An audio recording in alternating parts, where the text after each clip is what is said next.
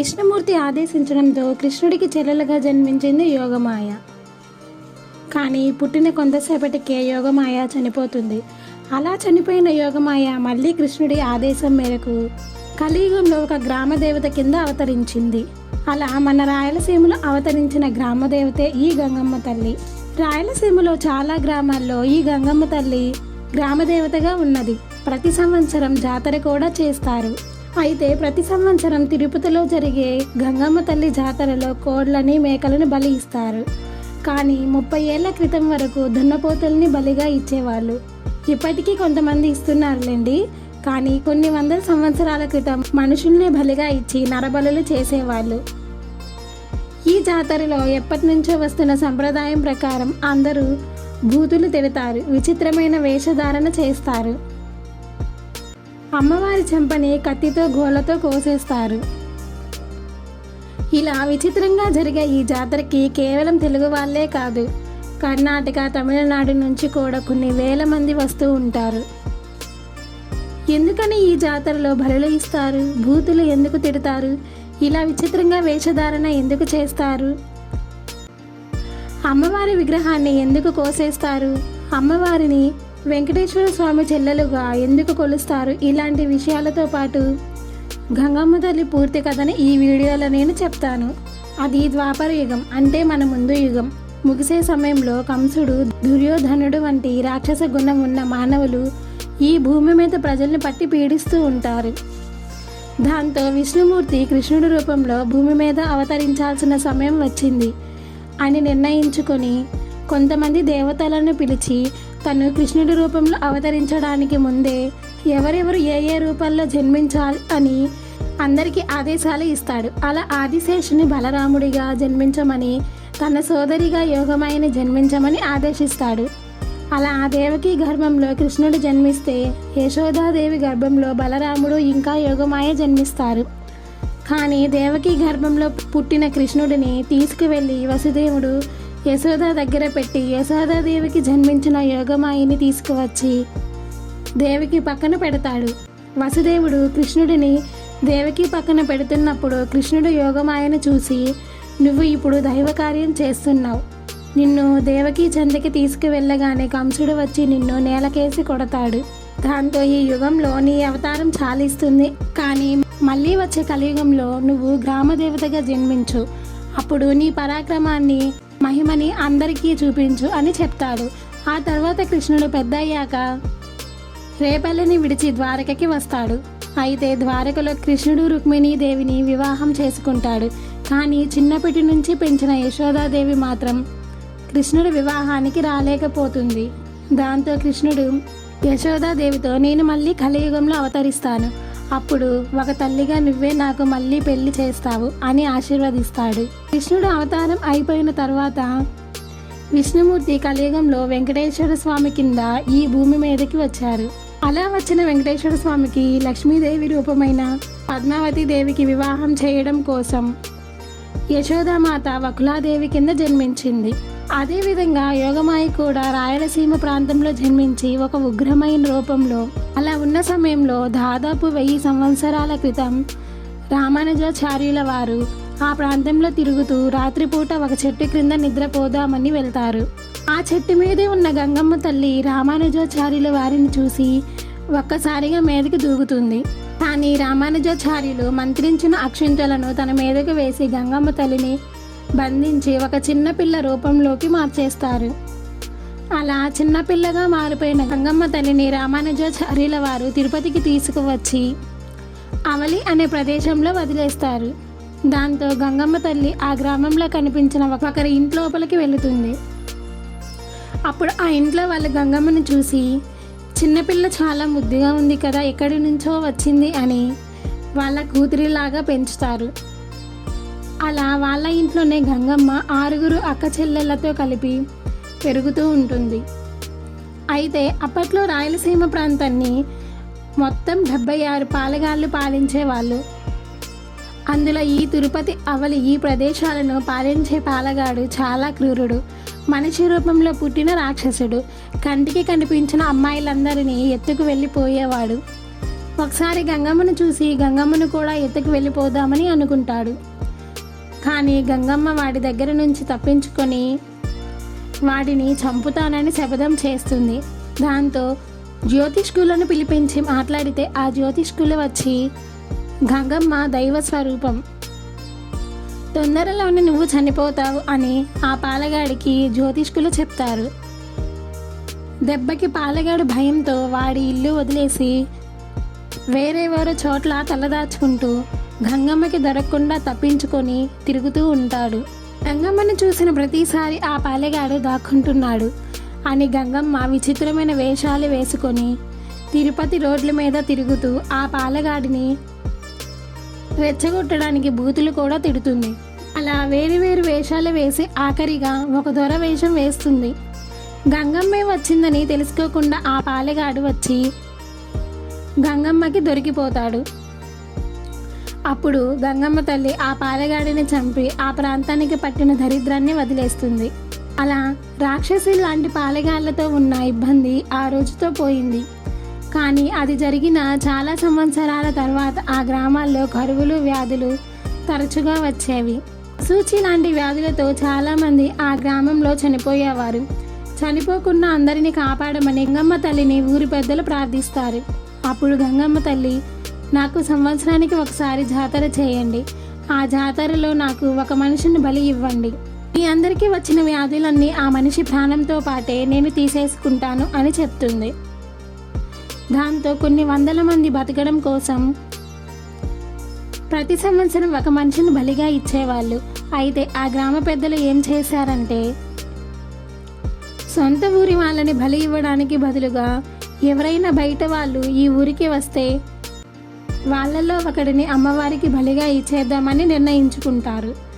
అదే సమయంలో వెంకటేశ్వర స్వామికి ఎంతో ఇష్టమైన తాతాచార్యుల వారు కూడా తన శిష్యులతో పాటు ఈ గ్రామానికి వచ్చారు. వెంకటేశ్వర స్వామి స్వయంగా ఆ వంశంలో ఉన్న వాళ్ళని తాత అని పిలిచారు. కాబట్టి ఆ వంశం వాళ్ళు అందరినీ తాతాచార్యుల వారు అని అంటారు.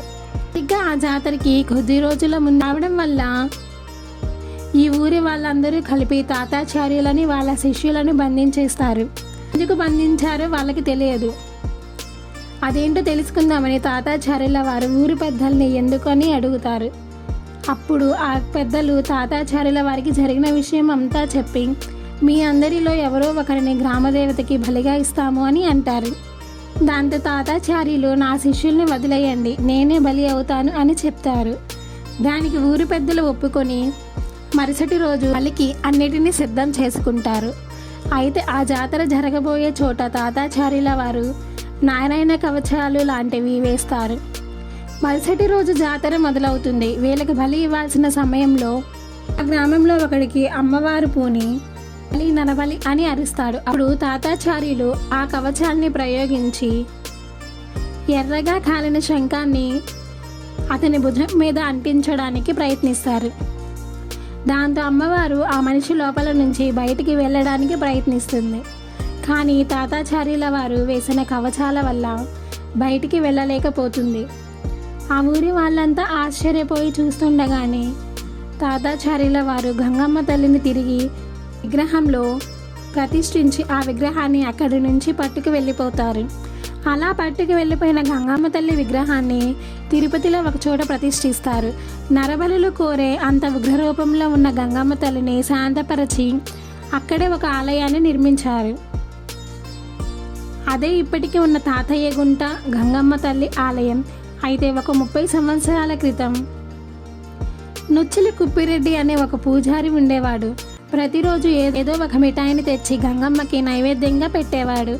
అలా పెట్టిన తర్వాత గుడిని ప్రదక్షిణలు చేయడానికి వెళ్ళి వచ్చి చూసేపటికి నైవేద్యం అక్కడ ఉండేది కాదు.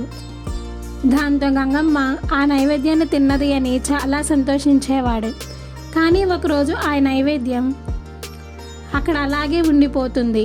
ఎంతసేపు బ్రతిమలాడినా అమ్మవారు తినకపోవడంతో ఆ పూజారి ఒక రాయిని అమ్మవారి మీదకి విసురుతాడు.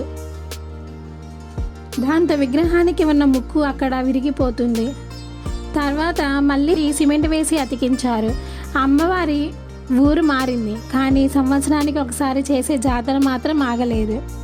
అయితే ఈ జాతరలో అమ్మవారికి కోళ్ళని, మేకల్ని, దున్నపోతుల్ని బలి ఎందుకు ఇస్తారో చెప్తాను. సామాన్యంగా మనం ఆరోగ్యం బాగుండాలనో, ఐశ్వర్యం పెరగాలనో లేదా మన పంటలు బాగా పండాలనో మొక్కుకుంటాం.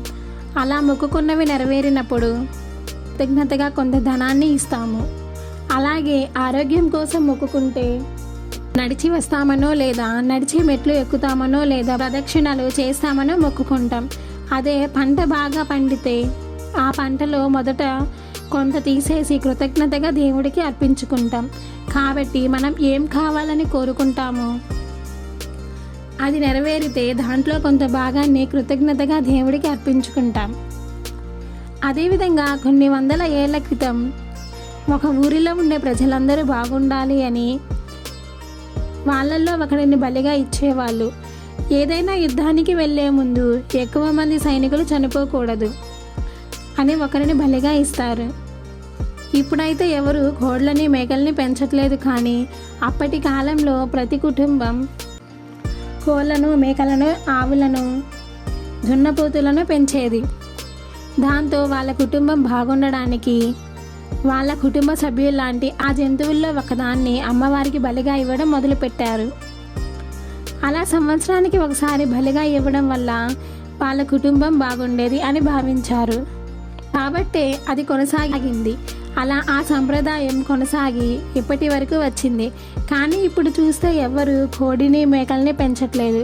అయినా సరే కుటుంబం బాగుండడానికి బలి ఇవ్వాలి అనే ఉద్దేశంతో కోడినో, మేకను కొనేసి అమ్మవారికి బలిగా ఇచ్చేస్తున్నారు. మళ్ళీ అలా బలిగా ఇచ్చిన దాన్నే కూర వండుకొని తినేస్తున్నారు. సంప్రదాయాలు పాటించడం మంచిదే, కానీ అది దేనికోసం చేసేవారు, ఎందుకోసం చేసేవారు, ఎలా చేసేవారు అని తెలుసుకొని మనం చేస్తే బాగుంటుంది. తర్వాత ఈ జాతరలో భూతులు ఎందుకు తిడతారో చెప్తాను. మన పండుగలన్నీ ఏదో ఒక దైవాన్ని ఆరాధిస్తూ ఉంటాయి, లేదా ఒక రాక్షసుడి అంతాన్ని వేడుక చేసుకుంటూ ఉంటాయి. రెండూ కలిపి కూడా ఉంటాయి. ఉదాహరణకి దసరా, ఒకవైపు అమ్మవారిని ఆరాధిస్తాం, మరోవైపు అదే విజయదశమి రోజు రాముడు రావణాసురుడు లాంటి రాక్షసుడిని సంహరించాడు. రావణాసురుడు లాంటి రాక్షసుడు చనిపోవడంతో ఆ విషయాన్ని వేడుకగా చేసుకుంటాం. రాముడు రావణాసురుని ఒక్కసారే చంపారు, కానీ ఆ విషయం గుర్తు చేసుకోవడానికి మనం ప్రతి సంవత్సరం రావణాసురు విగ్రహాన్ని తగలబెడుతూ ఉంటాం. అది కూడా రాముడు చంపిన విధానంలోనే. అంటే రావణాసురుడు నాభిలోకి బాణాన్ని వేసి కాల్చి వేడుక చేసుకుంటాం. అలాగే హోలీ ముందు రోజు రాత్రి హోలికా దహనం చేసి వేడుక చేసుకుంటాం. అదేవిధంగా ఈ జాతరలో కూడా వేడుక చేసుకుంటాం. గంగమ్మ తల్లి ఆ బాలగాడిని చంపడం కోసం విచిత్రమైన వేషధారణలు వేసి భూతులు తిడుతూ వీధుల్లో తిరిగింది. అలా అమ్మవారు చేసినట్టుగానే విచిత్రమైన వేషధారణలు అందరూ వేసి అమ్మవారు తిరుగుతున్నట్టుగా భూతులు తిడుతూ వీధుల్లో తిరుగుతారు. కానీ గంగమ్మ తల్లి కథ తెలియకపోవడం, అలాగే ఈ వేడుక వెనుక ఉన్న అర్థం తెలియకపోవడం వల్ల చాలామంది దీన్ని తప్పుగా చూస్తూ ఉంటారు. ఇలాంటి వేడుకలన్నిటి వెనుక ఉన్న అర్థం ఒకటే. రాక్షసులు లాంటి వాళ్ళు ఎంతమంది జన్మించినా వాళ్ళని సంహరించడం కోసం, ప్రజల్ని కాపాడడం కోసం దేవుడు మళ్ళీ ఏదో ఒక రూపంలో అవతరించి వాళ్ళని అరికడతారు. అయితే ఆఖరుగా ఈ జాతరలో అమ్మవారి ముఖాన్ని కోసేసి గోళ్ళతో ఎందుకు రక్కుతారో చెప్తాను. మీకు విజయనగరంలో జరిగే సిరిమానోత్సవం గురించి తెలుసా? అయితే ఈ సిరిమానోత్సవంలో ఏం జరుగుతుందంటే, అమ్మవారు చూపించిన ఒక చెట్లుని అమ్మవారిని ప్రతిష్ఠించి 3 రోజులు ఉత్సవంగా జరుపుకుంటారు. ఆ 3 రోజులు అమ్మవారు ఆ చెట్టులో ఉన్నారు. కాబట్టి ఈ ఉత్సవం అయిపోయిన తర్వాత ఆ చెట్టులో ఉన్న చిన్న మొక్క అయినా దొరికితే చాలు, తీసుకువెళ్ళి ఇంట్లో పెట్టి పూజిద్దాం అని అనుకుంటారు. ఆ చిన్న మొక్క దొరకడం కోసం ఎగబడతారు. అదేవిధంగా ఈ గంగమ్మ తల్లి జాతరలో కూడా గంగమ్మ తల్లిని ఒక మట్టి విగ్రహంలో ప్రతిష్ఠిస్తారు.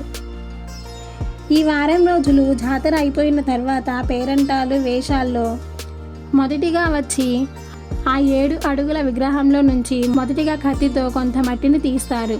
దాని తర్వాత మిగిలిన భక్తులందరూ ఎగబడి వాళ్ళ గోర్లతో రక్కి ఎంత మట్టి వస్తే అంత తీసుకుందాం అనే ఉద్దేశంతో చేస్తారు. ఆ మట్టిని తీసుకువెళ్ళి వాళ్ళ పూజ గదిలో పెట్టుకొని తర్వాత వాళ్ళు బొట్టుగా పెట్టుకుంటారు. ఇలా మన హిందూ వేడుకల్లో జరిగే ప్రతి అంశం వెనుక ఏదో అర్థం ఉంటుంది. అది తెలుసుకుంటే బాగుంటుంది.